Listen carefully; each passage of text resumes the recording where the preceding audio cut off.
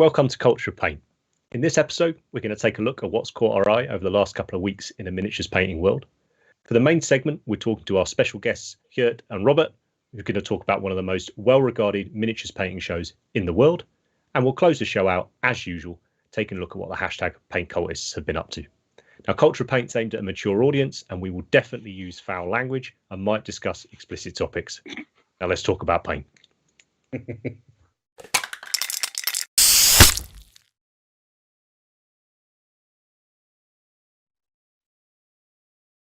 And we are back. I feel just from the brief 5-minute chat with Robert, I definitely needed to reinforce the explicit language warning on there before we get taken off from that one. But we're there, the chat's there, we're all there. Lovely. Hello, everyone. Welcome to the live stream. I'm Henry. Joining me as usual are Matt, Andy, and Rich. And as I've said, our special guests, Gert and Robert. How are we doing, everyone? Bloody good. Good. Smashing. I'm good.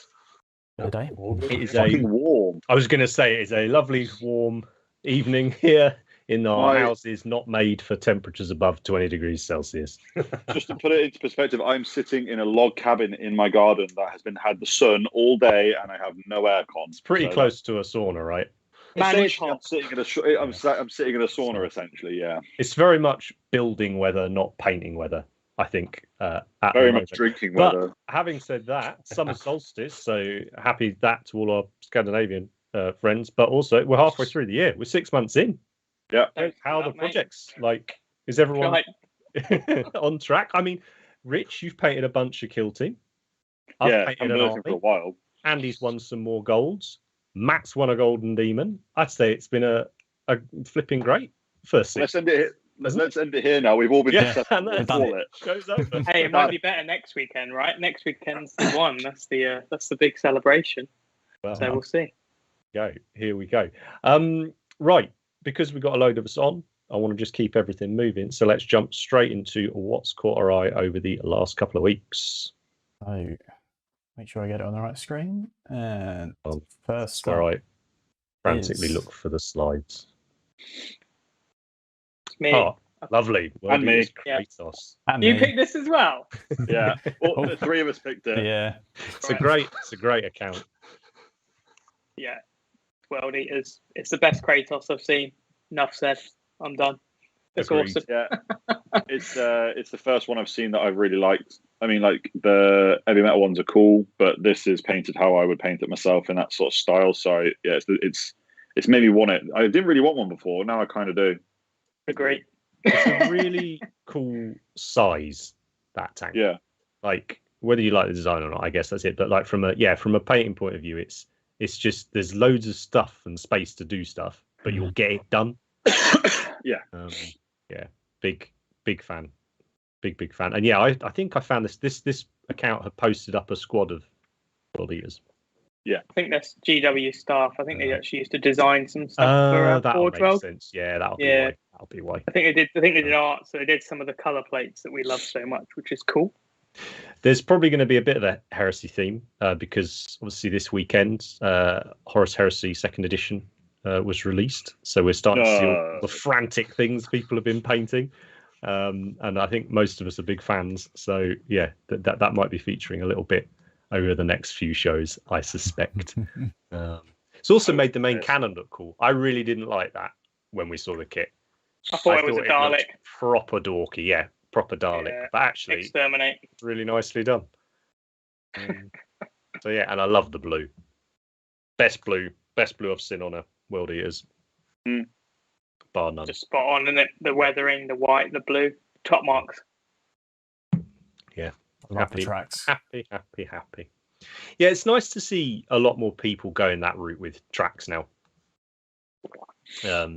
Sort of, it'd be even nicer if we saw them go full on and not use any metals at all, and go with it. But I love, a lot of people I've been seeing doing the sort of heavy dirt collecting. I guess there's a lot of products now that make that a very simple job to do as well. Yeah, I think people are just a bit more. I've had a bit more practice with them and used them a bit more. But I don't know whether you like. I've definitely noticed the last month or two. It feels like people like Mig, and some smaller companies seem to be dropping a heap of sort of new weathering, products. Whether that's they must be selling because there's whatever. new stuff every week, isn't there? Yeah, and I do wonder because a lot of them seem to be sort of one-shot products. I do wonder if they're starting to see enough interest from gamers to sort of cater to them a bit more, rather than just a die-hard sort of scale model painter. It's a bigger market. Yeah, right. Much bigger market. Do you see many of these kind of tanks, like Games Workshop tanks at the SMC over the years? Because obviously you've got all the historical section. It's growing. Yeah, because we see a lot more traders from that particular branch of the hobby. There's just a lot more coming. Also painters that are from that scene that are attending more and more. You do find it. But it's just that what I said, the industry or the companies, they starting to look more into the gaming world, because it's just worldwide, it's just a bigger market. It's as simple as that. Yeah, I love it. I can't wait. More of that stuff. Yeah, gaming, the better. It's definitely our cup of tea on this on this show for sure. Right, what's up next, Matt? I've got a feeling it might be more heresy. You'd be wrong. It's a bit of a double dip, though. Oh, I'm really wrong. Yeah. Hang on, this looks very familiar. Yeah, well, I have to justify this, but basically, this is someone I've been giving lessons with, and he said, I want to paint the Sigfold like yours. And I said, okay, but I need to tell you all the things I did wrong, and it needs to be better. So I'm really happy that I think he's done a way better job than mine. And he entered it into the contrast competition in Poland last weekend and managed to get a silver award. So that's I'm really happy with that. But yeah, it's way better than mine. So obviously I'm jealous, but it's really cool, right? So had to share it now he's finished it. Sword's amazing.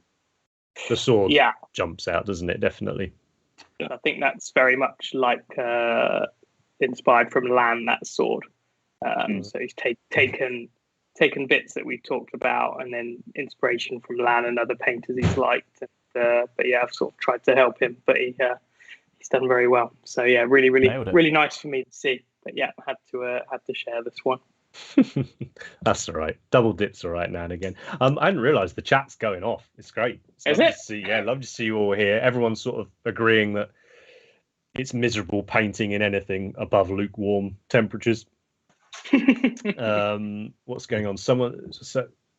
James saying, watched a YouTuber do a build of a Tamiya 148 F14 Tomcat last night and is feeling the need for speed. Yeah, I'm guessing given that amazing movie that came out the other week, we might be seeing a bit more people dabbling in the planes. Kickstarter on Core Mini or not, won't it? Top Gun the game. Gotta be. Fire that one out.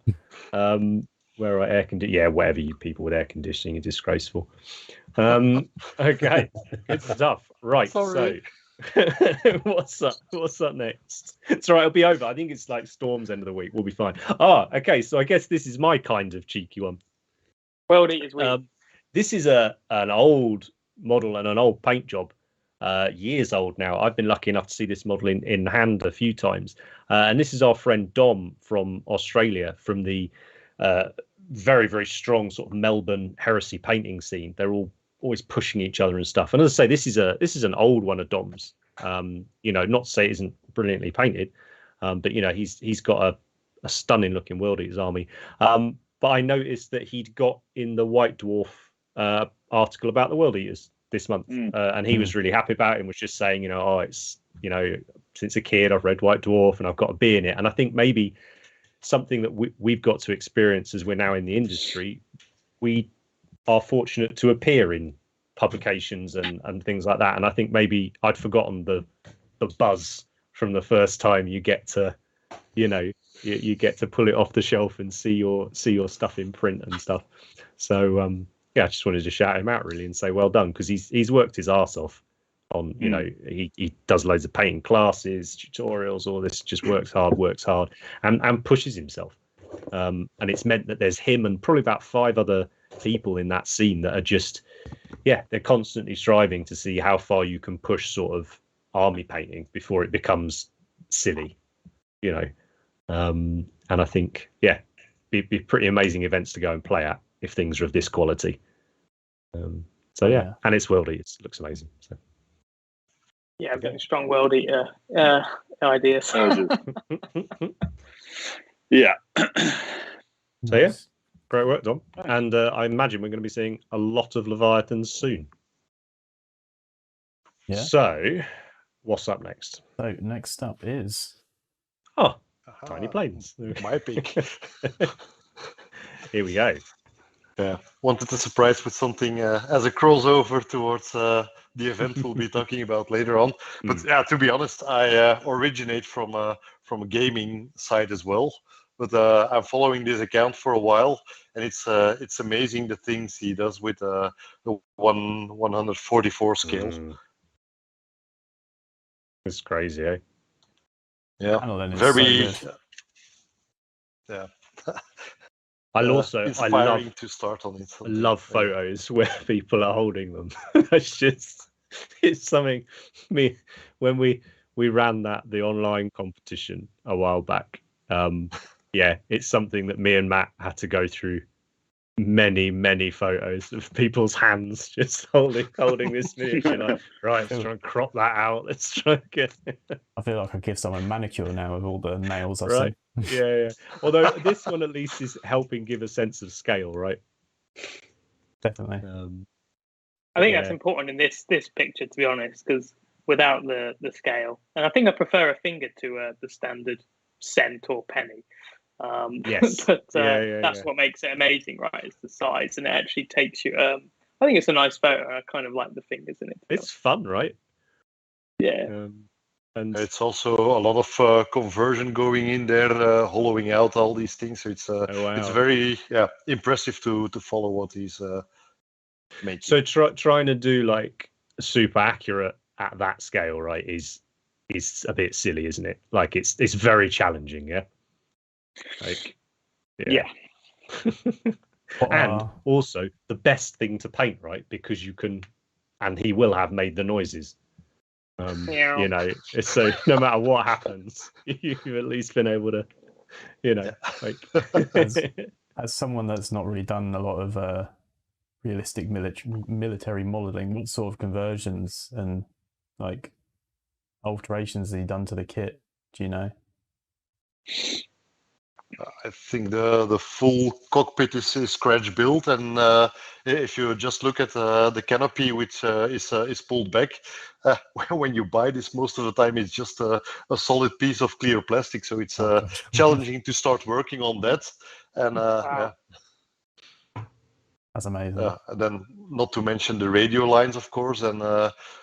It's not in this picture, but I've seen things on his account where he actually completely builds scratch-built motors with where you can actually almost see the cylinders going. So that's crazy. So cool. Mad. I look forward to that one day, getting that level of obsession. It's going to be fun. You're not there yet, mate. You got to be there in some way. Not there soon. I'm getting there. Next year's a big one, so maybe that I'm allowed to buy my first whatever, and then really go down that route. But no, I love it. I love it a lot. Slow man. The first, like when you buy a historical tank, you'll buy like metal tracks, and then after that you'll buy metal barrels, and then after that you'll buy brass I have watched countless tutorials on painting real metal tracks.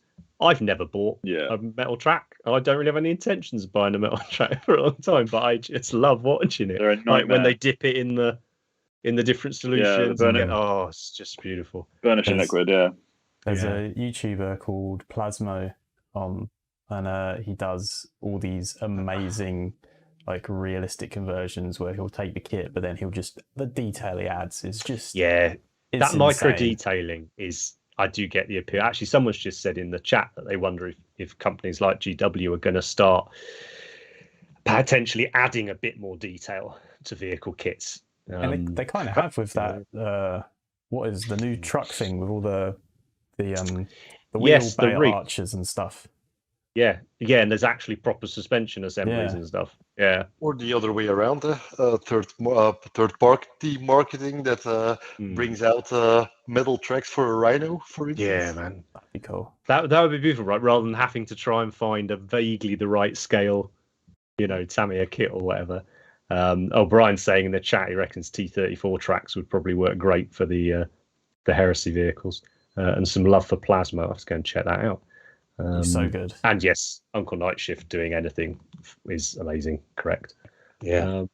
Lovely. Well, so that's what next weekend's all about, really, isn't right, it? I think it really is. Yeah. Correct. So next up is I had to go in with a Marine because everyone picked the tank. Yeah. No, I really appreciate a nice, crispy, well done Marine. Yeah, Drew Pales, he's a brilliant painter. I also think this is the best model in the set. Oh yeah. It's a real next generation of Marines, but still has a lot for nostalgic fans, I think, to enjoy. But yeah, I think I can't wait. Obviously, I did mine differently for that army box, so I can't wait to just paint super basic guy up like this.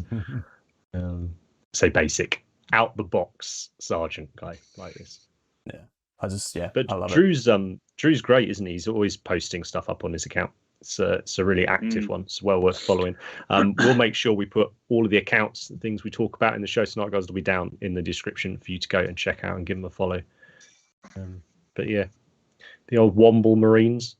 They're back. Orinoco. Yeah, from the brother Sergeant Orinoco. Yeah. So, have we got one more? No, we're done. We're good. Right, beautiful. And no meme. Oh no. Surely there's been some interesting ones. There's been some spicy memes this week, but I bet there think has. anyone we Perhaps could, that's best we don't. That's best we don't put any up. Yeah. Nah. Right. So the main topic: World Model Expo / Scale Model Challenge. For those of you that don't know, and we know a lot of our viewers and people that consume our tutorials and all the rest of it, your backgrounds can generally be in Games Workshop miniatures and possibly competitions such as Golden Demon. We've seen over the last few years the sort of explosion of online painting competitions. That's great fun. But you've also got a handful of truly established, I want to say landmark, they're in every serious miniature painter, competitive miniature painter has them in their calendar. And we're lucky enough to be joined by the organisers of one of them, which is Scale Model Challenge, but also this year World Model Expo, which the guys will explain in a lot more detail than I will be able to. So why don't we go over and find out a little bit about these two gentlemen that have been joining us for the last 20 minutes. Right, this is the sort of the hobby credentials side of things. Robert, Yes. What's the background? How on earth did you end up going from painting or collecting a miniature to now running an enormous great show? Good question. At one point, I originate from scale modeling. Military models. Tanks, dioramas is still actually my main passion in the hobby. And as such, I was visiting shows in Holland when I started 250 years ago, I think. And the only thing in Holland was an IPMS show, and I don't know if that rings any bells, but they have a certain approach on shows and modeling that didn't exactly matched my taste and flavors and whatever. And working in Belgium at the time, I was visiting Belgian shows because I think the scene there is much more lively and much more up to date and up to speed, and quality was much higher of the models that were exhibited. And I thought, what they can do in Belgium and what they can do in the Holland. We must have something like this in Holland. And basically, I was very disappointed by the way the IPMS show was done, because it looked like just an average flea market. I mean, that's how I always put it.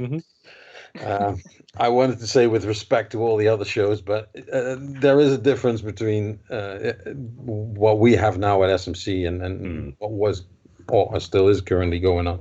So I thought I could do a much better job organizing a show in Holland. So that's what I did. You know, we started the club in 2007 with like-minded people, and I think half a year later we had our first SMC. It was in a school, and the Graphic Lyceum in Eindhoven, and we were there for 3 years, and it had a certain charm because you had a lot of rooms and a lot of aisles, and it was a kind of a labyrinth of where. But anyway, that was nice. But anyway, from the first show on in 2007, it was very successful. And from there it grew. And then in the fourth year, in 2010, 5 or 6 weeks before the show, we moved to the current venue. For some, well, I won't elaborate on the reasons, but I decided to move.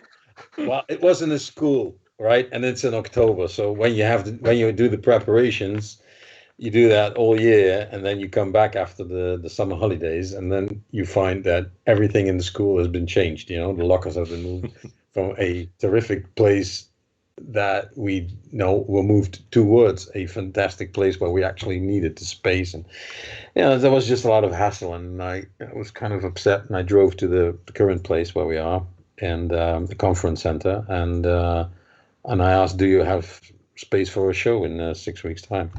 And they said, yeah, we do actually. And so that's how it happened. And we moved. And from there on, it actually grew. But it become, it just started because I wanted to show something that a show could be better than it was at the moment. And that was the main reason why I did that. And by now it kind of grew into I wouldn't call it a monster, but it takes up a lot of time and a lot of my bench time as well. So yeah, but absolutely. Be careful what you wish for, is what they say. So yeah, but it's a great, proofs in the pudding. Yeah, it's a very, I think we see it in our industry, and I'm using that as a very, very broad term here.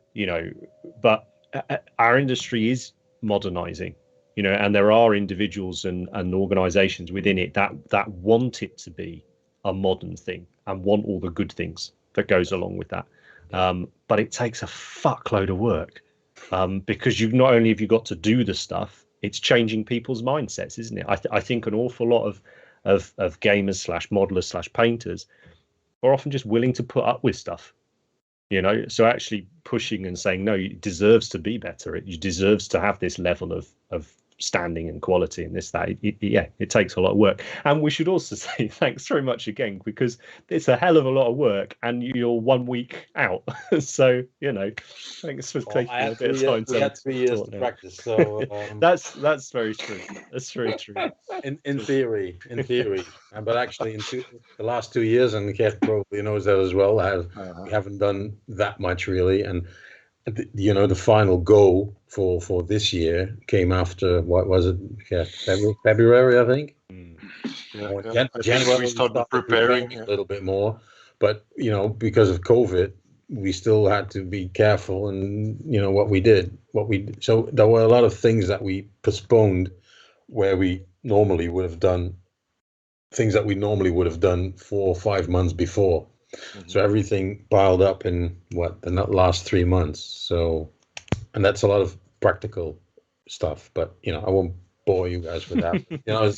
It's just what happens, and I think Gert can tell you that it's actually the case. Well, indeed. So here, let's talk to you for a sec. What's your perhaps you can give us a little bit of your hobbying background, and then if you wouldn't mind sort of telling us about SMC and then take us into how it is different with World Model Expo coming this year. Okay, so I started originally also as a military modeling, but that lasted until my Revel glue and paint block brushes were done. And at a certain point, I think I was 12 or something, on a holiday in France, I walked into a local GW store and got hooked on that. That's how they get you. Yeah, exactly. And that led me to being one of the Belgian Dutch Outriders team. Mm-hmm. A couple of years further down the road, and there I met a couple of friends with whom at the moment that GW terminated the program for the Outriders support, but also we were organizing together the Grand Tournament in the Netherlands. And it was terminated due to GW stopping the program. And with a couple of friends, we got together and said, "Yeah, we don't want to have it end like this." So we went on and did 40K and fantasy tournaments for quite some years. And I really got close to a couple of the guys that I, per chance, ended up in their Outrider team. And so one of those guys, also a really painting fanatic, encouraged me to attend a workshop in Utrecht back then by Mathieu Fontaine. Nice. Oh, cool. Is Wow. his handle, I think. And that triggered me to amp up my painting game, which was always more my interest than the gaming, than purely the gaming. I play and I enjoy, but the hobbying, the painting is much more my thing. And as I was lazy traveling all over Europe, I got together with another friend and said, well, if they can organize this in Utrecht, I can do it better. It's a common theme. No, I had a friend who had a venue available, and so we started organizing workshops. So as a first workshop, we organized one with Massive Voodoo. So we invited Roman Lapat over, and there we had two guests from Eindhoven, Robert and Margot. Yeah, we were there. Yeah, exactly. So that's how we got to know each other. And then also the ball started rolling. So a couple of friends started attending SMC. And I kept on organizing workshops. We first started attending, I think, as a club. And at a certain point, Robert invited me to lend my expertise in organizing the workshops, and so he just asked me, "Can you take that off my back?" And from then on, I think we're 5-6 years in now, with of course 2 years break. I've been contacting the people that we invite for teaching the workshops at SMC, but also organizing, getting all the outlines done. Yeah, things like that, just to get that part of the show also to a higher level. Beautiful. Well, we've mentioned it worked very well, because I think the workshop program is one of the interesting key points at the show. And of course, there's still, from if you look at the total number of visitors, it is it's a good number of people that attend the whole workshop program. It's not the big mass, but it's for a lot of people a good reason to come. A second 2 days, to come 2 days instead of just 1 day.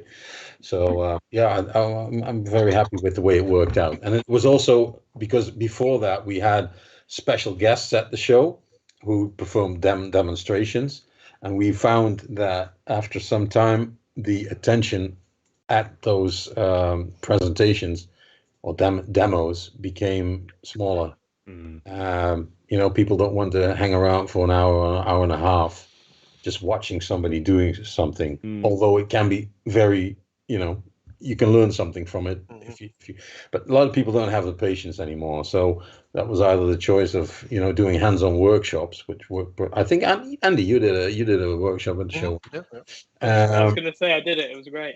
Yeah, so it's for a lot of people, and we try to keep the numbers of students limited to what is it, 15, I think, generally 12 to 15. because we want to give the most of attention on those 2.5 or 4 hours, whatever the workshop takes.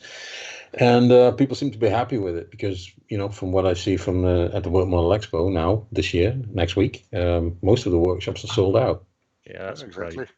Yeah, yeah, and I mean that's our background as a company has come from running painting workshops, and it's again it's quite focused towards gamers. Games Workshop in particular, miniatures painters, but. Yeah. And you see these large conventions where there are tons and tons of workshops and they sell out, but it's lovely to have it at an event which is just there to celebrate the miniatures painting and all aspects of that. It's you're no longer going to be the sort of niche paint nerd that's going to the big tournament to go to a painting class, right? You're amongst friends. Yeah. True. And I think you're touching there on a very important point, because at the end of the day, it's a very solitary hobby, and these events become so much more than just the sum of everything that happens there. But it's really a community again, and to be honest, it's a lot of people that I've missed for the last 2 years, and I'm now looking forward to seeing back in a week time. Yeah. Absolutely. I know it's something we ended. I mean, before obviously the interruption of the last few years, but we were getting to a point where we were having people coming back on workshops, on classes with us who'd done that class a couple of times, and you're like, why are you coming back? Like, have we been that bad at teaching you? Like, what's wrong? And they'd be like, well, we just really like hanging out, like, for the weekend and talking to other people that love the painting side of it as much. Yeah. And exactly as you're saying, it's that, gamers have that. There's grand tournaments, there's this, that, and the other. It's really nice that there's more and more now for the painting side of it to have that level of community. I always hear about the way Andy talks about things like SMC and Monty. I think I can't wait to experience it. I've only ever experienced the classes, again, within the context of a wider gaming event. So I think we sort of spoke about the show a bit now, and sort of as asides. Why doesn't one of you actually just run us through briefly what it actually is? What is SMC? What's the deal? I turn up on this day, and this is what happens. Yeah. Well, this is what happens. We have about 6,500 square meters. Don't know how that rules out in feet, but anyway, 6,500 square meters of show meaning that we have a huge commercial area, so with lots of traders I think at the World Model Expo now, it's about the same number of traded stands that we have as we have on SMC. Don't know how that figures, but anyway, it's about 150 different stands, and there are a bit more vendors because some of them share the stand. But anyway, so that's about 150 stands. So there's a huge, it's a great opportunity to get rid of all your money in one weekend. And I know of people that really save up for SMC, just spend shitloads of cash. Absolutely. I get that. Salute. That's my thing. Salute in the UK. Like, I look forward to that every year, right? It's just, what I always wanted was that, it's just a one-stop shopping, because at a lot of shows you go there and I just want to buy paintbrushes, or I need a certain paint, and it's never there. And of course, you can't cater everybody's needs, but honestly, I think at SMC, and perhaps Gert can also acknowledge that, I think most of it's there. I have to say, with the gaming industry, it's growing. It's not that we have huge Warhammer stands or whatever, or Games Workshop stands, but there are now people that sell Games Workshop stuff as well. So, or other stuff. There are a lot of small companies, 3D printing companies, or there's just a lot of it. So that's one big part of the show. At SMC, we also have a pretty huge club appearance from different clubs from all over Europe. At World Model Expo, we don't have that.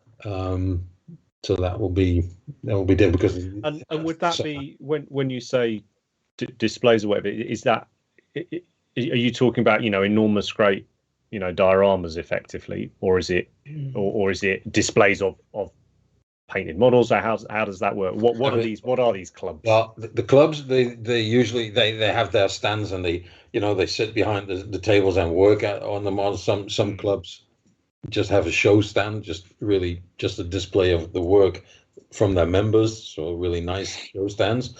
And some clubs just looks like a construction pit, the stand, because everybody is working on it or supposed to be working on it, but it's just walking around at the show. So the tables are empty, and they have some of the models on display. So it varies a lot. But one of the things is that the clubs have a function, I think, that where visitors visit the club stands and ask questions about the hobby. I mean, it's a very low, how to say that, very easy to talk to. They're very approachable, sitting there behind the desk, and that's what it is. And so that's a big area at SMC. So not as much as we do have some club display stands, so really show displays.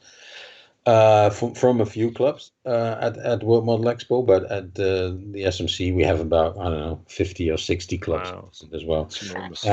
And then obviously there is a huge contest at SMC always, and World Model Expo it's always a bit bigger than everything else because it's the sort of, they call it the Olympics of modeling, painting.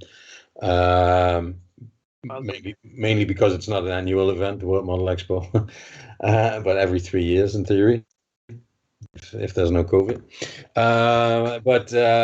So we have usually at our contest we have about 2,000 entries, of which let's say 2/3 is figures and 1/3 is scale models. Scale models being everything from ships to planes, tanks, whatever, and dioramas, Gundam, the Mac stuff, everything.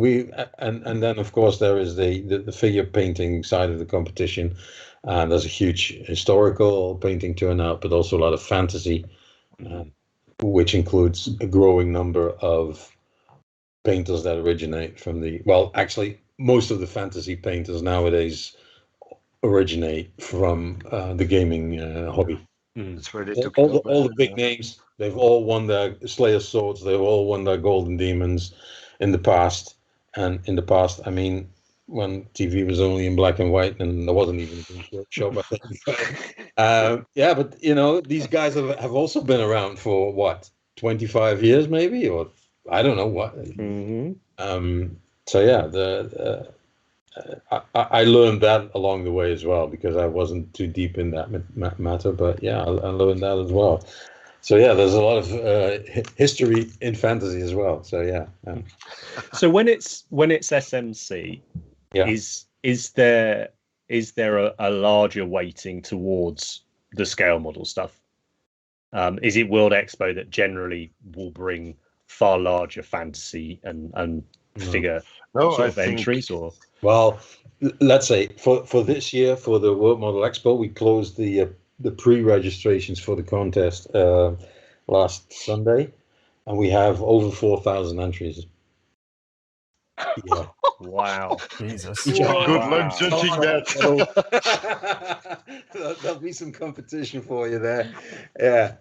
Yes. So and there will be some more additional ones, and probably some that won't show up in the end. But so let's say it'll be like 4,400 at the end, maybe. But we'll have to see. But it's huge, and the majority is figures, because there are much more figures. There are a bit more scale models than we usually have at SMC, but the number of figures is crazy, and it's about 50-50 historical fantasy. Right. Wow. And I've seen a lot of entries, for also from the gaming side, in fantasy. So yeah, there's just lots of it. and yeah, so that's a huge difference, and 4,000 is a lot of stuff to handle. Yeah. So there will be a large jury, large number of jury. It's been evolving a lot, Robert, since the first time I attended an SMC. Yeah. The figures and fantasy painters was a minority. Yes. And now it's grown enormously over the years. So that is as someone who is, I think I accept competitive painting is not my jam. I've tried it, it's fine, but I have a huge interest in events and sort of community organizing like this. Is there any particular reason or trends that you guys have seen doing all the organizing, why you think it has gone more towards figures as opposed to scale models? Well, I think one of the reasons is that the World Model, when we applied for organizing the World Model Expo, one of the reasons was to attract more figure painters, because the World Model Expo originally is very much orientated on figures. That's what it is. We tried to change that a little bit. It's not so simple because it has a certain reputation. And the other thing is that at some point, Margot, my wife, she started painting figures as well. What was it, maybe 8 years ago now or whatever. And at some point, she started traveling a lot. We travel a lot to shows abroad, a lot. And Margot even more than me. I think there was even 1 year where she did, I don't know, 12 shows in Italy, Spain, France, whatever, and most of them and in Moscow, and I don't know where I don't know where I send her, but they were all figure based shows. And what we found is that if you really want to attract more people to your show, you also have to visit their show. Right. At some point, you just have to meet people. You can't just sit back and just wait for people to come, or just shout something on the internet, or things like that. So yeah, you do need to promote your show heavily. I mean, I've seen shows decline that just failed to do that and just sat back and waited for stuff to happen, and it just doesn't happen like that. And one other important, well, I don't know if that's the main or very important reason, but we split the best of shows. Before, in the beginning, we only had one best of show award, and then we split it up into best of show for scale modeling and best of show figure paint, figures. And now we have 3 best of shows: one for scale modeling, one for fantasy, and one for historical. Oh wow, I love that. And do you have a bestest in show from those 3? No, it's just three equal. Well, we had a lot. We had a best of we had best of standard and whatever as well. But I decided last year that because we were planning to do an SMC 2021, which didn't happen. But I decided to skip all that crap and just stick to just stick to 3 best of shows, because it's always difficult. Honestly, one of the things is that the best of show is always picked by the judges, and we have a lot of judges always, but the ones that remain until the end are usually the figure painting judges, because especially in the masters category and especially in fantasy, these girls and guys take a lot of time to make up their bloody minds to finalize their classes. So at the end, and so if they start voting by just by the skill model judges are usually under represented. It's their own fault, but and I think if you look at a best of show, which usually has, well, in my opinion, it's very difficult to make select one best of show from scale modeling and figure painting in general. Well, not everybody agrees with that, but yeah. So at the World Model Expo, there will be only one best of show. There will be. But because there are different rules. There are different rules there, and they're not always necessarily ours. But in this one, on that point, let's talk very briefly then about how it works with World Model Expo. Then, so you mentioned sort of applying, as it were, to host it. So you've got SMC, well-established show. You've already spoken. There are a ton of painting shows all over Europe and all over the world, I'm sure. But I mean, there's no getting away from it. Europe is a hotbed for it. Yep. It's easier for lots of different people to get there, for one. Yep. That's just what it is. So how does World Model Expo exist in this scene? Well, originally it started, I think, I'm not really sure. I think it was in 86 or something, or 84. I'm not really sure, by some renowned scale modelers like Shep Payne. And they sort of set up an international show with a different kind of judging system that wasn't apparent at the time. And they wanted to have that show every 2 years in a different place. In theory, once on the American continent, next time on the European continent. So I think the first one was in Washington. No, I can't be sure. Boston. I don't know. But anyway, it wasn't the States, and they changed the system from like what they do at the Golden Demon, like a 1, 2, 3. So there's one gold, one silver, one bronze. That's it. And that was also common in every other type of contest. And what they came up with was that you can have as many as golds as there are pieces that deserve a gold. And in theory, no piece is judged against someone else's. So it's basically, that's what they call it, the open system. And what you do is, and that's what we do at SMC as well. Suppose you put in 5 figures in one class. All these 5 figures are being regarded as one display. However you present, but you put them together, and it's your display. And the best one of it, or your entire display, could also be, gets a medal or doesn't. But anyway, it gets a medal. So in one class, you can get 1 medal. That's how it evolved, more or less. And if you enter in different classes, you can still get more medals. But in one class, you can only get 1 medal, and you're judged by your display. And your pieces are judged against the current standard, but not against another piece in the contest. So there can be multiple gold, silvers, bronzes in every class, which is also a way to stimulate attending contests. The thing is that some people consider it to be the Oprah Winfrey show. You get a medal and you get a medal and you get a medal, and but that's not really the case. Those people are idiots and don't get it. But we usually have an average of about between 23 and 25% of the attendants get an award, being gold, silver, bronze, or are highly commended. Now, am I right, Andy? Am I remembering it right that one of the SMCs you've done, you've got the award for the class, as it were, that you were entered in, but didn't you get like another?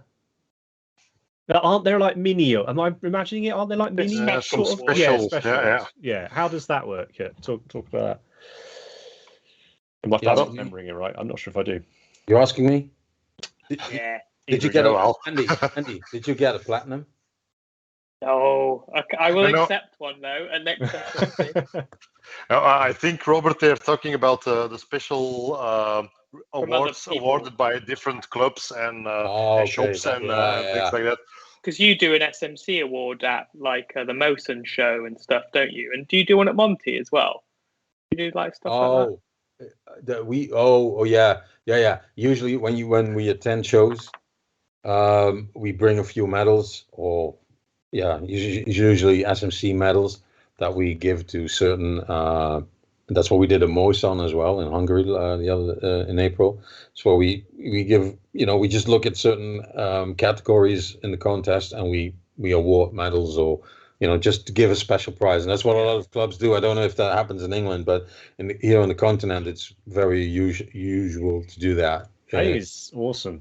When Andy showed me, it's just, again, it's that everyone's in it, aren't they? Everyone's together. There's it's recognizing it as a scene that's a sum of its parts, right? As opposed to this competition is in competition with another one, because it could be perceived, I think some people might why is so and so giving an award away at our show, kind of thing, but I think it's such a great example of the attitude with these painting shows, and how that it really is different to what an awful lot of people have experienced when it comes to painting competitions. There's only one thing that we changed over the years at SMC, is that we don't give them on stage anymore, because the award ceremony and those attended forever takes bloody forever, and a long one. It's a big one. Try to speed it up, and that's why we said we only award the gold, silvers, and bronzes. The highly commended pins people can collect between 1 and 3, and the special prizes are put on the table with a nice card next to it. That congratulations, you won. It's been offered by this and this club, or trader could also be, and they add it on the table. For World Model Expo, we said we can't do that, because with 4,000 pieces, the tables will be so bloody full that we don't take the risk that people destroy something. I mean, we do have more contest tables in space, but still 4,000 is a lot. So insane. That is insane, and we just have to. We just want to be very careful. So we said, okay, for this event we cannot do that. We're very sorry, and we really appreciate it, but it's just just for practical reasons, we have to refuse it this time. And I feel sorry for it, but that's next year on SMC. Everybody can give whatever they feel like, and we'll be happy to accommodate that. But at World Model Expo, it's just not possible, and it's mainly to protect the entries that are on the contest tables. I mean, that's our main. The photographers are going to be run off their feet. Sorry? The photographers for 4,500 entries. Oh yeah.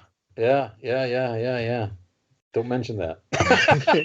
Hey, Matt, you should do that job, mate. Go up. Yeah.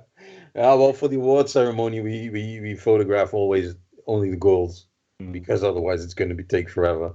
And so that's what we're going to do now as well. So, but yeah, it's a tough job. Yeah.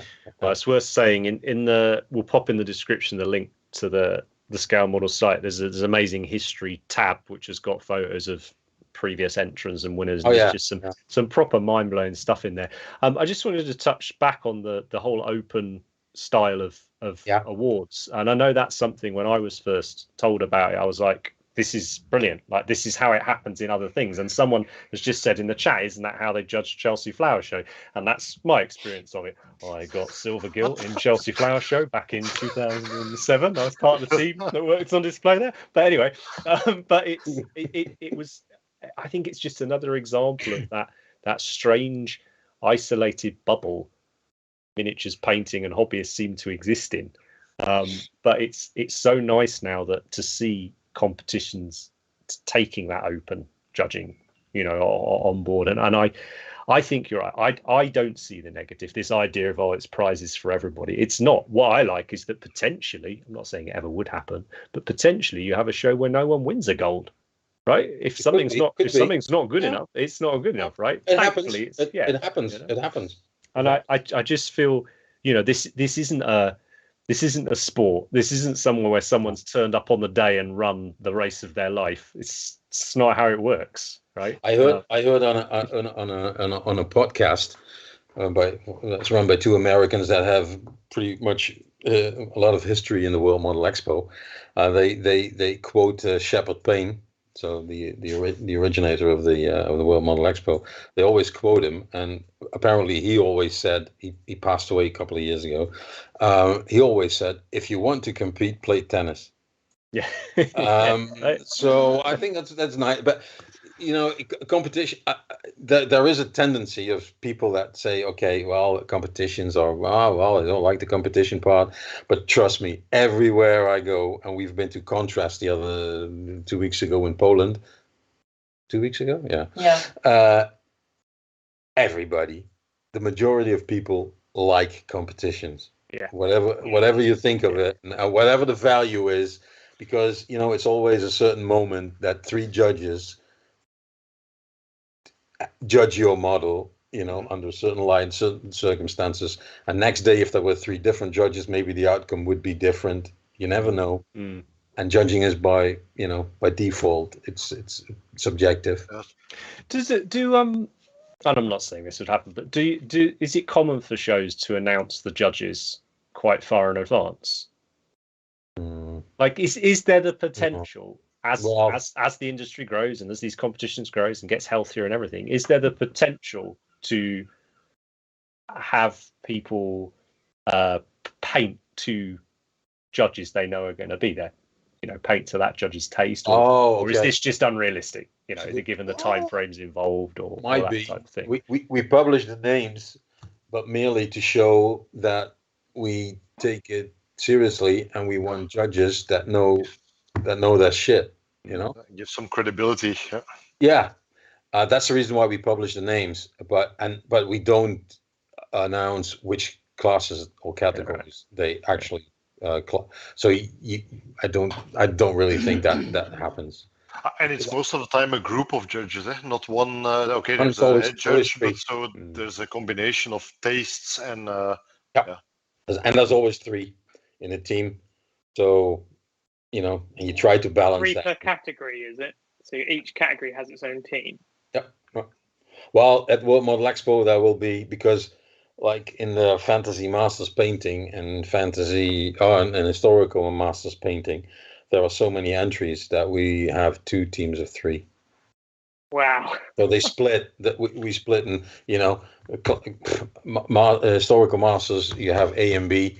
So A is judged by that team and B by that team. But because judging over 600 and 50 figures in one of them. I hope. That's insane. Like, I hope people watching this show that are largely GW painters and are excited about Golden Demon and things like that. I hope it's as mind blowing, right, to hear these numbers as it should be.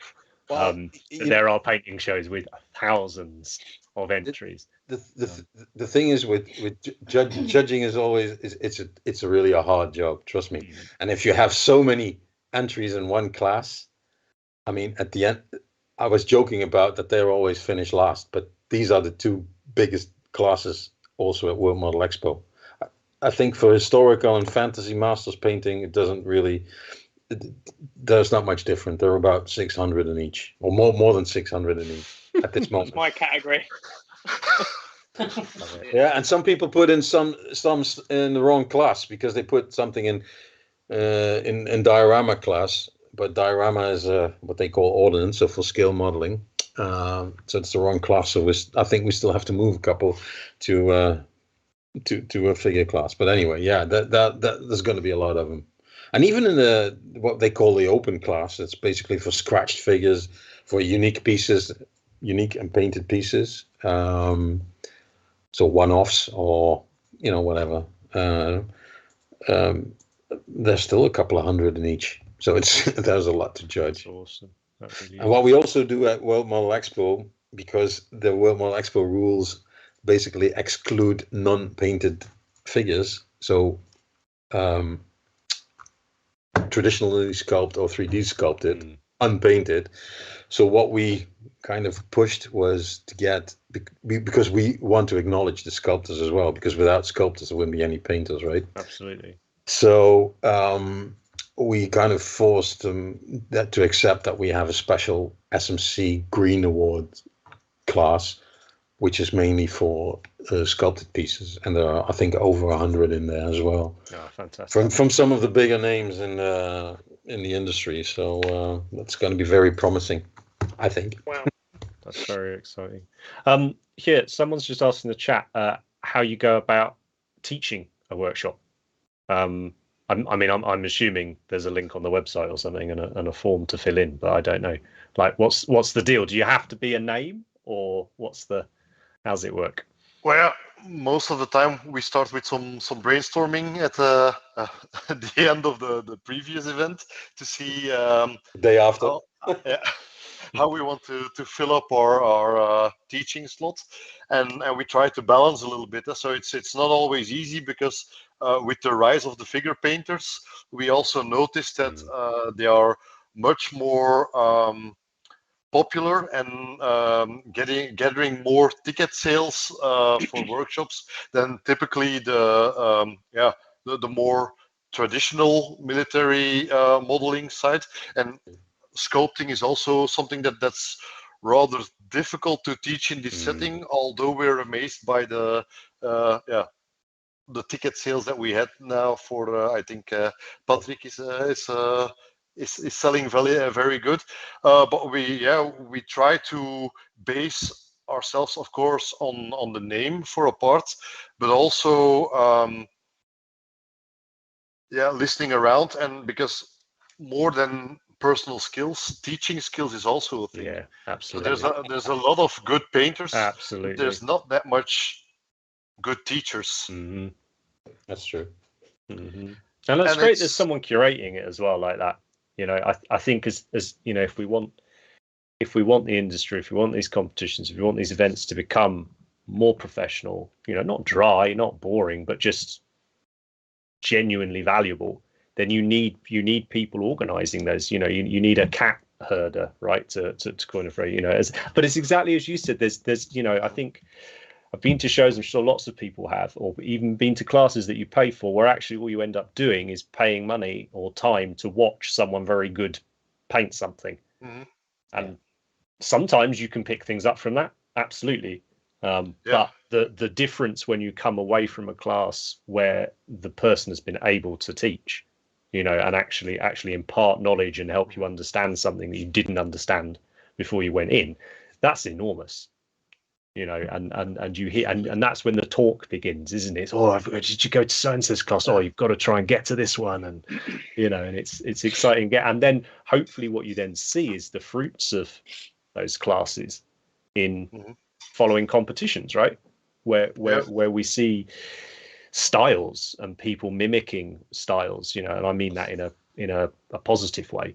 Yeah. You know. There's a danger in that as well, because we've seen sometimes that there were workshops that I personally organized, and then you see next SMC the mini that was used in that workshop turn out 15 times in a very similar style. Yeah. But then again, I mean, at least I did something with the knowledge. That's a good yeah. Practice. Oh no, that's really, really nice. It's a good response in the chat to the open style. I know when me and Matt particularly were talking about when we did the MPO over lockdown and everything, and what we as Cult want to do with it going forwards. You know, it was your guys' system. You know, hearing about how it ran, that was just so inspiring as a way to just change that attitude to a painting competition. You know, it's so ingrained over here in the UK. I think particularly if you're under 30, you know, well, more than that now, under 35, and you're in the UK, it's Golden Demon, right? If you paint miniatures, it's Golden Demon. The knowledge of other shows is just not there, and that idea of it's so sad, but you hear people go, "Oh, I'm not going to bother entering because so and so's going, so what's the point?" You know, there's a new one now as well, huh? Right? They're all popping up, right? Which is awesome, and hopefully we're seeing that everywhere. You know, isn't Fat Milner organizing a show now? One of the guys, Andy. There was one a couple of weeks ago or a month ago, whatever. Yeah, the Fen model show. Yeah, Fen model show. Which had apparently got very good reviews. I've seen from a few people that I know. Yeah.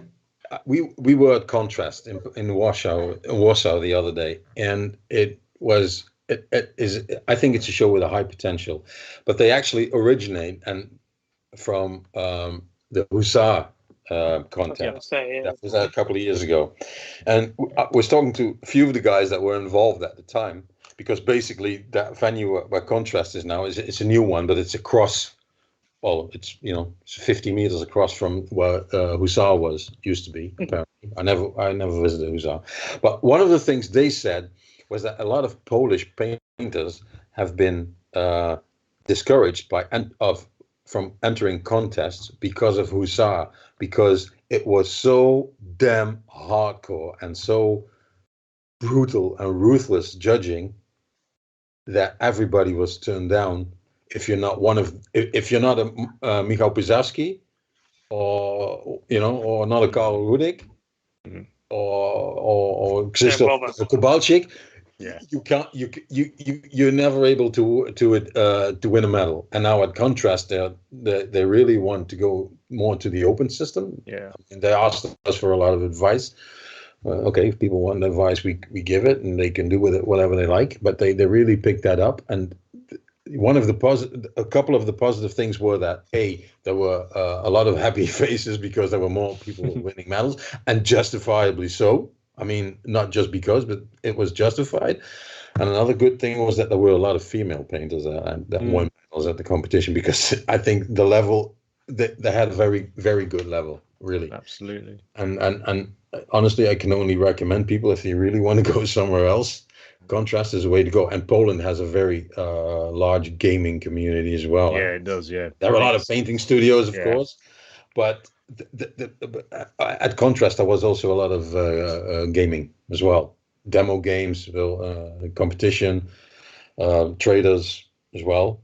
It's not a huge show yet, but I think they have good potential, and also the open system. So what I was trying to explain is that between Hussar and this one, it's really important, I think, to promote that people enter competitions, not so much because of the medal, but because a medal, like I said, it's just a moment. Just it's a picture that be part of something bigger, right? Yeah, but you have to motivate people, and by just giving one medal in a class with 600 entries, I don't know. It's a bit. The open system also feels like you're in a competition just with yourself. You try to do better than the last years, and where I see Golden Demon, for instance, more as a subtractive kind of competition, where entries drop off by the mistakes that are seen. Here it's more an additive. The more good things you see, the better you score, and both have their place. And absolutely. True. Yeah, absolutely. And I kind of like the idea of there being one or two just horrible hardcore shows, it's because but they can exist so long as you've also got plenty of the other style as well, right? Probably. I think one thing that's important though is, and me and Rich experienced that, is we then, with the open system, like Robert was saying, I think people could think, they're giving away loads of awards, maybe it's easy or whatever. But myself and Rich have brought Golden Demon winning stuff and got nothing in the open system. So there's unlimited bronzes, as many bronzes as you want. we got nothing. So and also, when people are like, "Oh, is it easy?" I point out some of the huge names that have got bronze awards. I'm like, "This person's got bronze," and they're like, "Okay, that's not an easy competition, right?" Like, just because there is, in theory, unlimited golds or whatever, it's very hard to get those. So it's still a difficult competition. The humble pie we ate that day tasted very good. Yeah, it's nice. It's just different. And one, I think, I like to do both. Obviously, we talk about Golden Demon loads on this podcast. Me and Matt are super passionate about it, but I also love SMC and Monte Sansevino, and my typical year when there's not some pandemic or whatever is, I love doing that Golden Demon in May, and then I normally paint figures that aren't Games Workshop, building up to October where SMC normally is, and then you have SMC October, Monty in November, so they're close together, and I do those shows, and then I start working on the Golden Demon again, and I love both those styles of show, and I just think if you are someone who wants to do a competition, that they're just so amazing. These, SMC, the World Model Expo will be Monty. They're just so fun. The open system isn't easy, but it's also encouraging. I think that's the important thing. And you mentioned Monte, but one of the things that is very attractive in that show, and what also is one of the, I think, the key elements of SMC, is the whole community gathering and basically getting drunk together. To make a long story short, Best bit. well, I mean, we happen to be in a huge convention center where everything is under one roof. So if you don't want to necessarily, you don't see daylight in 3 days, and you're still happy when you come out with a huge hangover or whatever. You can speak to everybody. You can have a drink with everybody there, and that's what in Monte also happens. Although there it's usually outside, but then again, that's not a punishment, and it's just a nice it's a great environment actually, and there you also see that a lot of people from the community just gather and just have a nice drink on the square, or 2 drinks or 3 drinks or whatever. So it's just a great place to be. Just look at models and have a drink. It's a great weekend. I need lots of carbs. Yeah, loads of carbs. Don't forget the carbs. Yeah. Will's just asked a question, so I think as we sort of start to wrap it up, and as I said, you guys are a week out right now. How long does it, after the show ends, does it take you to relax and enjoy it, or can you enjoy it being there? Never. Well, Keith already mentioned it, huh? The next day we already start. There we go. You're always planning. Thinking about the next one. Yeah. So for the wicked. Let's talk about the next one. And this one hasn't even happened yet, but it's been a bizarre few years. There's been a lot of time to think. What are you guys thinking? Are there any little bits that you would like to talk about now, or some ideas or visions for where it's going for the next 5 years, 10 years, 20 years, and so on? In 20 years, I'll be dead and buried. I am that old. The way that we're moving, well, there will be an SMC next year because it's already planned. I think it's October 14 and 15. 14 and 15? Yeah, 14, 15. I put a sneak preview of the new poster already on the website. Yeah. So, but where is it going? It's difficult. I don't know. I think it's a bit difficult because the world has changed a little bit, and I'm not sure if it will ever be as it was before COVID. Especially not with all the price increases. I'm a buyer from in my profession, and we do business in Asia and everything else, and you just see, prices going up, and everybody knows that flights are getting more expensive. So I'm not really sure. But then again, when people said wait until cigarettes cost €5 a pack, people will stop smoking, and I doubt if that ever happens. So, so things are going to be more challenging, I think, in the future. But as long as there is a growing community, and I think there is a growing community, mainly coming from the gaming, because that's where the younger people come from. Yeah. Well, and not to dwell on, the harsh reality that is going on right now, but hobbies such as ours do generally do well when there are these situations going on. So as you say, hopefully it's that idea of I just wish. I don't know what it's like, if I grew up in France or I grew up in Germany or whatever, and I was into the hobby, would I be aware of all these shows that go on everywhere? Or is it the unique thing in the UK where it's so Games Workshop, or maybe not? And I would just love it to. I honestly think that some people, when we go with our club to the annual IPMS show in Holland, and we have a banner up for the next SMC, and we have the flyers with us, and we're there now since 2007, right? And then people see it and they think, "Oh, there's a show. Is it a new show?" So some people will live under a rock forever, I think, and never get out. But my one of the targets that I have for the future for SMC is that we just promote the show more and more and try to get a wider audience and try to get it more renowned amongst people that have no clue that there are other shows, because there still are. I mean, if you look at scale modelers, if somebody said in the Netherlands there were I think 500,000 or 1 million scale modelers. We have 18 million people in the whole country, and that includes everybody that once built a model. And I think 99% or maybe 95% of people that paint or don't even know the existence of stuff like shows, competitions, whatever. So I think there's still a big challenge for shows like us and everybody else to attract more people and make it more renowned, and that there is actual a live community outside of your own workbench. For sure. I think people don't know how good it is, and I was going to say, like, back to Henry, your last point is I think a lot of people might get into Games Workshop and they're in that kind of bubble.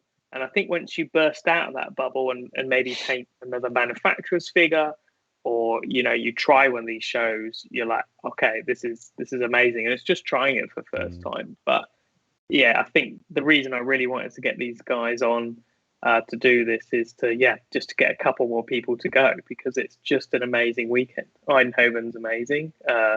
There's 4,000 models to look at, and you have some drinks. It's just the best. So why wouldn't you want to go? It's unreal. It's a great time. It is. Yeah. It is. Excellent. Well, all the details are up on the Fabulous website. That'll be in the description. And yeah, it's far easier to click that than me try and explain it to you. But I know that we are planning. Well, we're planning to do a lot more with shows over the future, really. So this certainly won't be the last time that we're chatting about SMC and World Model Expo as well. I think that's all the questions from the chat for you guys. Was there anything, Andy, Rich, Matt, you wanted to add before we close out with some paint cultists? I think it's all been covered. Can't wait. I'm pumped. Yeah, no, it's exciting, right? Oh, and if people want to see the results and the things that have happened or follow the event, social media, that's going to be the best one over the weekend? So we'll make a video. There will be some live streams as well. Yeah, there will be podcasts from the Sprue Cutters Union, which can be found everywhere. They'll have some live podcasts, some live interviews as well. But there will be various stuff there. I mean, we're not that tech savvy actually, but yeah, it's going to happen. So and afterwards you can find a lot of stuff as well. So but you guys are coming over, so the Cult of Paint show, yeah, exactly. Yeah, I'm going to make a video for sure. I'm going to document the whole weekend, and I'm super sad that I can't get to this one. I'm really good. I know. We're bummed. We should be there with a great big stand with loads of miniatures, but fuck the world at the moment. We'll be there next time. Right. Thank you. Good stuff. Let's close out then with the usual last segment where we have a quick look at what some people have been up to using the hashtag PaintCultist. It's predominantly on Instagram. You've got over 10,000 posts to go and have a look at. If you're looking for a hashtag to follow that might expose you to some different miniatures ranges, different painting styles, that type of thing, just follow it. There's amazing stuff on there. And there's not too much rubbish either. Like there's the odd spammy thing, but I try and stay on top of that. Generally, it's just wall-to-wall, amazing painted models and sculpting. More sculpting is turning up on there. And all I do every couple of weeks is grab a few that caught my eye and share them with you all and get your reactions. So what's up first, Matt? And I can never remember the ones I picked, so it's kind of a nice surprise for me as well. First up. Oh wow. It's a really, really fucking good week, by the way, this one. Like it was hard to condense it down for sure. I love anything with orcs where it's not just green. As soon as you start getting other colours on orcs, I'm loving it. But being a Games Workshop fanboy, if it's still vaguely green, then I'm even happier because it's still in that wheelhouse. I just think anything orc based, specifically any orc vehicle, is just the perfect thing to paint for a competition piece. It's very you, isn't it? So whilst Very me. we got this opportunity, so here, Robert, while we got you guys on, this type of piece, is this something you'd expect to see? Why not? At the show? Yeah. Yeah, of course. In the figures category, right? The fantasy figures category. Yeah. Could or like I said, sci-fi could be anything. vehicles. Yeah. Yeah. Wouldn't Yeah. stand out. At SMC, we have more different categories than we have at World Model Expo. Right. So it's more split up into more specific areas. But yeah, we have a specific thing for everything fantasy, for vehicles that are sci-fi, awesome. fantasy, could be Best anything. trike category. Steampunk stuff, anything that can amazing. happen. You know, it's amazing. Amazing. And again, what we talked about earlier, some of that weathering on the wheels. I love the weathering. You know, tracks and wheels. It's you know, I like trends. I like trying to spot trends, and it's definitely a thing that's coming in to like gaming miniatures painting. This is 100% is this weathering around tracks and wheels and things. It's almost compulsory, right? And it's just that knowledge. It's good. But it's funny to me, like it's such a, if you paint a tank, you look at how you do this to running gear and stuff. Like if it's your first fucking tank, right? It's good. This you will cover this on it, and it's just so funny to see that come over now. You know what's kind of funny at what was it? Forge World, was it? Yeah, Forge World. You had one. They used to work one of the big stars. Big Phil. Phil Stachinsky. Big Phil, the daddy. He's the reason I think most of us four are into that style of painting. Yeah. And you know, he showed everything in the book, I think, that they published. But it never got a real following, I think, in the scene, and maybe until now. I don't know. We were talking about that, like two shows ago. Yeah, absolutely. He was so good, man. Such a good hobbyist. But love it. Got it in a box somewhere over there. Maybe one day. We'll see. Right, what's that next, Matt? Next up. Oh, colours. Ooh, that's cool. There's a critter in. You missed all the critters last week. Yeah, this is usually good. Well, there's an artist called Pascal Blanche, or Pascal Blanchet, I think is how you say it, and he just does these amazing sci-fi pieces, 2D artwork, and this is the type of colours, this is the type of palette he uses, and I've been really fancying painting a miniature in it, in that style. But this was, when I'm flicking through like however many hundred of things there's been since last show, things like this jump out, right? And it's really nice that when they jump out and you click on them, and then they're really, really nicely executed as well. And it's a critter, so it's going in. Reminds me of Dave's box art he did for our Here Guard with the square water, right? And just the amount going on down in the water, right? That takes some guts, doesn't it? To do a resin pour and put that much stuff down there. Not for me, mate. Not for me. I'm not doing that again. Stressful. I think there's a story behind that, Andy, or not? I'll tell you when we're there and I'll show you. Next week. This is the kind of energy I'm guessing that, Robert, you have on the morning of, say, midday Friday of World Model Expo, when people haven't turned up when they said they were going to turn up. This is a good representation of that, right? That frog is raging. So is not impressed with your bullshit, that frog. So remember that. Right, what's that next, mate? Gotta have a marine. Gotta have a marine. So this one's great. I've got to try and remember now. Not only is it nicely painted, and it's an account we featured before, there was I think I want to say this competition was, you had to do a marine from this made up chapter or something like that.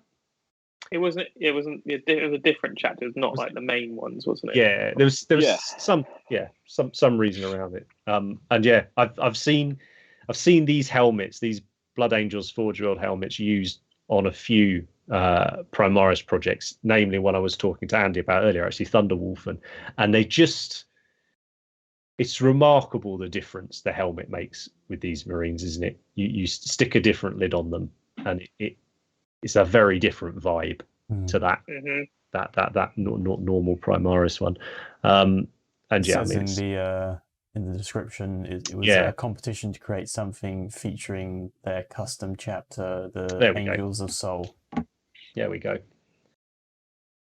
I love Liam's stuff, man. He's the best. He's such a good painter. Yeah, he is, isn't he? And it's a nice blending of styles as well, isn't it, that he does? Yeah, it's just... Liam, get on the plane to World Model Expo next week.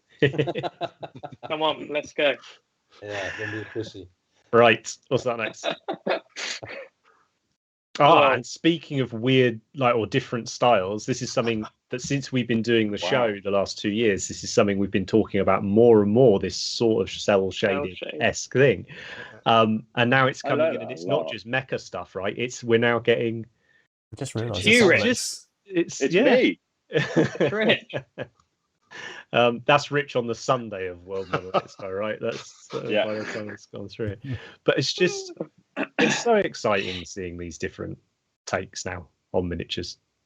And it's a real mindfuck as well. When I was looking through the thing, you try and pick the picture, and your sort of focus is going in and out a bit as you're looking at it and trying to identify. It's just well, I've got to give it a go. We should give this a go. It's the most. It's on the list of 1,000,001 things I want to give a go. Do you not feel like it's the most unusual style of miniatures painting? I think it'd be the most unusual one to paint. Because I think it'd be one of the hardest if you've never done it before, and one of the most unusual things to try and paint yourself. 100%.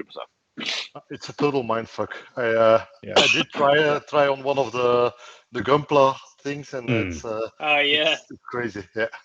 Yeah, that's where I think I'd try it, because at least there'd be a few bits of inspiration for that, and you might well have some artwork, right? You could use. Exactly. Whereas presumably this is just out of someone's brain, to come up with it. But yeah, love it. And I think there's one more. Is there, Matt? Two more. Oh wow! So this is one of my favourite accounts. I followed for a long time, but I wanted to look at this because we've mentioned it before. This, online has completely changed miniatures painting and how we're able to consume it and what people are doing. And I think we need to start recognizing the skill in how how stuff is presented now, using that medium as a bit. And I don't just mean people who whack the saturation up to 20 in Photoshop and overexposing or the rest of it. I'm talking about using it to create some atmosphere and stuff in a piece. And that's way back to what we talked about on episode 1, this idea of miniatures art being art. And I just thought this was a great example of just a really nice composition and presentation and execution. Just adding that glow, right? Just that tiny little letter, right? And it's just great. And I think what I like about it as well is that you couldn't do that glow obviously with OSL because you can't paint the air. But it's also what gets me is this person. I'm not saying they do. I don't know. So I might have a concept, right, for how they want to present a piece, but they may not have the skill set to execute incredible OSL, right? But actually, there's got to be a blurry line, right, between where you can present it, basically where it becomes doctoring it and where it becomes presenting it, right? Adding, right? And to me, this only adds to this piece. This doesn't make me think, oh, this person should have painted more OSL or whatever. But I just, because you can see what it would be like without it, right? It's not making it unreadable, because you can see all of the miniature and how good the paint job is. And you think, okay, he's got that one OSL element and he's added that to it, and with the black background, that's really cool. So it's really nice, and it just makes you. It's like looking at a front cover of a book, and it makes you immersed in the Warhammer world. Yes, and actually that helps you, get immersed in these characters, and it's kind of obvious that it's been done. It's fine, right. Yeah, it's not been done on the sly. Yeah. It's not like the saturation. Mm-hmm. Got bright orange thumbs. Or the neon green cutting mat. That's Yeah. always a good one. Like That's a good Tron, one. like you're hobbying on fucking Tron. Right. So you said there was one more. One more. I cannot remember what it was. Ah, well, talk about OSL. I think, if I remember rightly on the caption, this is an older paint job, but this person has basically got themselves a decent camera set up and learned how to take photographs. So they're going back through some of their old miniatures, and I think this is something along the lines of, this was a miniature they weren't necessarily that fussed about when they did it initially, but now they're able to get a good photo of it. It completely changes the piece for them. They're satisfied, they're happy. This is how they want it to be viewed, kind of thing. Like background. I mean, I'm always a fan, but it's just creepy and cool and weird. And I can imagine you wearing one of these masks. I'm all up about that. Well, mate, speaking about Salute earlier, I mean, you need one of these walking around fucking Salute, don't you? After about 20 minutes. SMC is much nicer on the much better. Yeah. I'd say, yeah. More civilized. Civilized. Hasn't been. That's an insult. That's an insult. Oh, We don't want to be civilized. I've been given cheese and wine at SMC just Blimey. walking round, so it's bloody civilized, That's all right? nice. By the French. Was it the chest True, though. of colours stand they give away the cheese and wine? Yeah, that's bloody brilliant, that is. Well, there's the advert. That should be on the front page, mate. That's how we get people. That's how you get them there. I was like, cheers. Just walking around, like, eat a bit of this, some of that, a bit of mini. Great. You should visit the Italian stands from the guys that make the plinths and whatever. There's cheese, there is grappa, there You get is salami, don't you? oh my god! I can't wait! Buy a plinth and you get a swig of wine. Then Brilliant. It's the future, mate. I'm telling you. So there we are. That's it for the paint contest. So another nice eclectic mix. So yeah, if you'd like us to have a look at your work, we just want to share it with people, use the hashtag. If you want to get in touch with us for any reason to talk about ideas for future shows, things we should look out for, we're on all the usual social medias and things. If we don't get back to you, I'm really sorry. Try my hardest. If you really, really want me, email. It's older, it's boring, but at least I'll check it. So yeah, check out all the usual things. Chat, you've been awesome as always. I hope you've enjoyed it. And if you're watching this back later on, I really hope what we wanted from this episode, other than just to chat to these guys, was to just expose and draw attention to the community. If you're a painter, that it is more than sitting at the desk on your own. That it is more than on your phone on Instagram or whatever. If you want this, as you say, cheese and wine, 3-day cheese and wine party, and look at some nice painted miniatures, right? That's the tagline for SMC, right? That's what it's all about. So do go and check them out. And there's a lot out there, and there's a lot of great ones out there. So yeah, thanks chat for joining us. And if you're watching this back later, thanks for watching it back. Andy, Matt, Rich, as ever, you're amazing.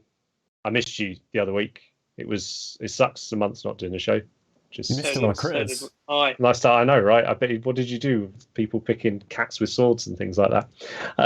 But most importantly, Robert and Gert, thank you ever so much. It's just so nice to listen to people that give a fuck about all of this and are really pushing it. And I hope the 3-year wait has simply built the anticipation up. And everyone is going up there absolutely determined to have the most amazing time, and I'm sure they will, and I can't wait to see all the coverage that we get from it, and hopefully it's not the last time we get to speak to you guys. So yeah, thanks ever so much for coming on. Thanks everybody. Take care. We'll see you soon. Bye. Bye.